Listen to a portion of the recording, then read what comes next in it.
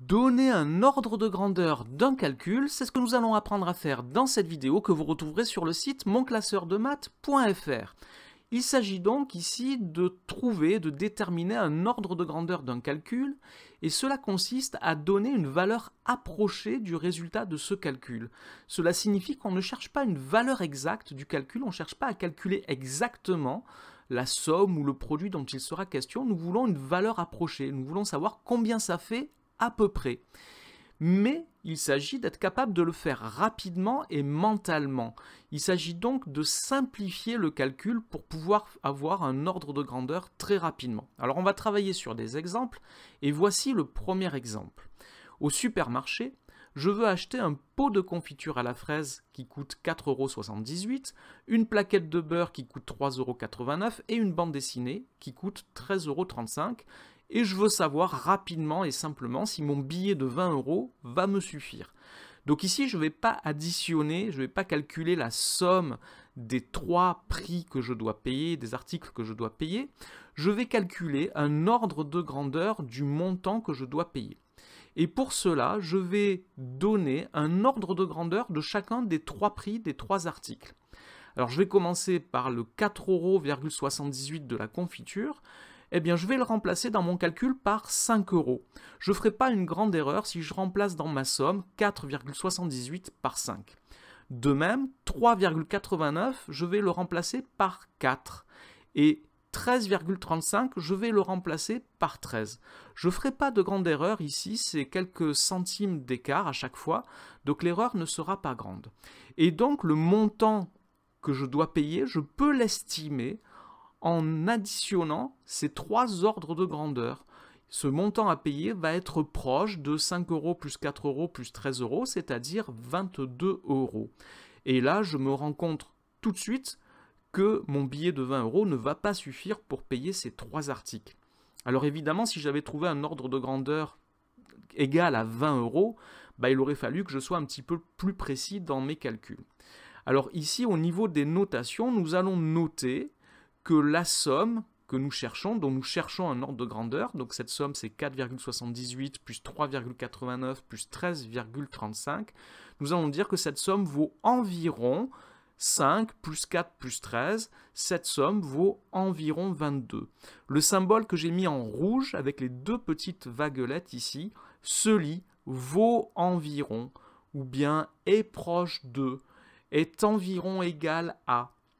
Il y a plusieurs façons de lire.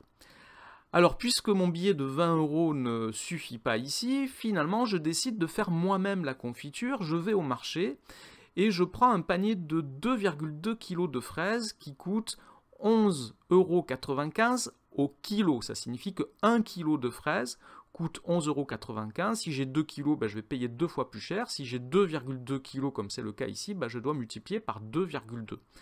Et je me pose la même question, est-ce que mon billet de 20 € va me suffire? Donc ici, je dois estimer, je dois trouver un ordre de grandeur du produit 2,2 multiplié par 11,95. Donc je vais faire de la même façon exactement, je vais calculer un ordre de grandeur du montant à payer, et pour cela, je vais commencer par trouver un ordre de grandeur des deux facteurs de ce produit. Alors je vais dire que 2,2 est proche de 2, et que 11,95, c'est proche de 12. Je ne ferai pas une grande erreur si je remplace 11,95 par 12 dans mon calcul. Et le montant que je dois payer est donc proche de 2 fois 12, 2 kg fois 12 € le kilo, cela donne 24 €. Et je me rends compte encore une fois, assez rapidement et assez simplement, que mon billet de 20 € ne suffira pas là non plus. Alors au niveau des notations, nous allons noter que le produit de 2,2 par 11,95 est proche de 2 fois 12, il est proche de 24. Alors si je récapitule ce que nous venons de faire et de dire, nous venons de dire que pour obtenir un ordre de grandeur d'une somme, on additionne un ordre de grandeur de chaque terme, et pour obtenir un ordre de grandeur d'un produit, on multiplie un ordre de grandeur de chaque facteur. Alors on va prendre un exemple de chaque à nouveau, et nous allons commencer par déterminer un ordre de grandeur de la somme 1045,87 plus 9987,2. Alors je dois commencer donc par trouver un ordre de grandeur, par choisir un ordre de grandeur de chacun des deux termes de cette somme. Alors pour 1045,87, je vais choisir comme ordre de grandeur 1000. Mais je pourrais choisir aussi bien 1040 ou 1050 ou 1045. En fait, ça va dépendre de la précision que je cherche, que je souhaite obtenir, et ça va dépendre aussi de mes capacités à faire ce calcul à la fin en calcul mental. Et pour 9987,2, je vais choisir 10 000. Là aussi, j'aurais pu choisir 9990 par exemple. Et si je choisis ces deux ordres de grandeur pour les deux termes de la somme, je vais pouvoir écrire que cette somme est proche de 1000 plus 10 000, c'est-à-dire qu'elle est proche de 11 000. Alors nous allons prendre maintenant un exemple de calcul d'ordre de grandeur d'un produit, et je veux déterminer un ordre de grandeur du produit 293 multiplié par 39,2. Alors pour 293, je vais choisir comme ordre de grandeur 300, mais je pourrais choisir 290 si je suis à l'aise en calcul mental. Je ne suis pas sûr que 290 soit facile à multiplier. Et pour 39,2, je vais choisir 40.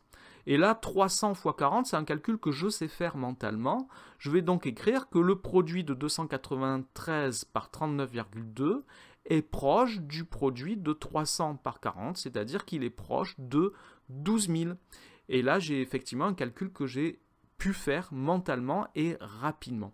Voilà ce qu'il faut savoir pour les ordres de grandeur d'un calcul. Nous avons travaillé sur les sommes et les produits. On peut faire la même chose avec les différences.